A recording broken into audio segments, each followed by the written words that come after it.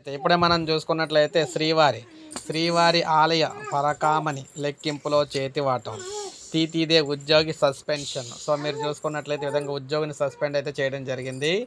తీతేదేకు చెందిన శ్రీవారి ఆలయ పరకామణి లెక్కింపులో అవకతవకలు జరిగాయి. శ్రీవారి భక్తులు సమర్పించిన హుండీ కానుకల్లో తీతిదే ఉద్యోగి కృష్ణకుమార్ చేతివాటం ప్రదర్శించారు. విదేశీ కరెన్సీని ఆయన దారి మళ్లించారు.